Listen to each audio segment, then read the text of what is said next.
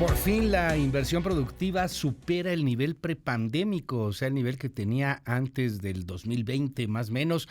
Querido Pedro Tello, te mando un abrazo. ¿Cómo estás? Muy buenos días. Luis, buenos días, qué gusto saludarte a ti y también a quienes nos escuchan. Iniciamos una semana con una buena noticia de la cual tú ya has dado cuenta. La inversión productiva, es decir, aquella que se refiere al empleo de recursos para el proceso productivo que se utilizan para la generación de más riqueza, para la creación de empleos y para la generación de impuestos, ha repuntado en el mes de febrero tras haber tropezado en el primer mes de este 2023. ¿Qué es lo que está ocurriendo con este indicador? Júzguelo usted. Cerró febrero con un crecimiento del 1.9% en comparación con el nivel con el que cerró enero de este 2023. Significa entonces que tras el retroceso con el que abrió el año, empieza nuevamente a repuntar. Y si hacemos la revisión de su comparación, no contra el mes inmediato anterior, sino contra el mismo mes del año anterior, contra febrero del 2022, resulta que la inversión tuvo un crecimiento de dos dígitos, 12%, lo que constituye, Luis Auditorio, su avance más importante en los últimos 18 meses. ¿Qué significa esto? Bueno, pues significa por una parte que en comparación con el nivel con el que cerró el mes previo a la pandemia, la inversión productiva ha logrado ya recuperarse y superar dicho nivel en más de 10%, aunque hay que decirlo, en la comparación con el nivel históricamente más elevado que ha registrado la inversión productiva en nuestro país, lo que ocurrió en diciembre del año 2017, todavía hay un rezago superior al 4%. Sin embargo, el hecho de que la inversión productiva repunte en su comparación mensual, pero también lo haga en su comparación anualizada, significa que al menos este componente o este motor de la economía mexicana, que depende finalmente de las decisiones que tomen fundamentalmente las empresas del sector privado de nuestro país, avanza por la ruta deseada.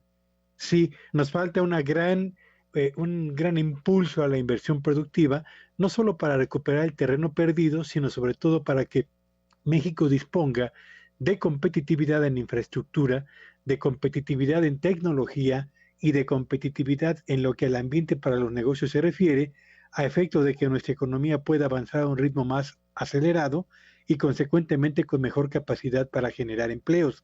Pero por lo pronto, Luis, iniciamos bien la semana con una información que remite a uno de los cuatro motores de la actividad económica nacional. Enhorabuena, querido Pedro, de verdad, enhorabuena. Digo, una buena noticia para tantas malas y tantas no tan buenas que estamos teniendo todos los días. Oye, no quisiera desaprovechar la oportunidad para preguntarte un poco o saber cómo estás viendo este asunto del techo de deuda gringo. Hoy lo veo ahí en varios medios de comunicación, en la prensa económica, tanto estadounidense como mexicana.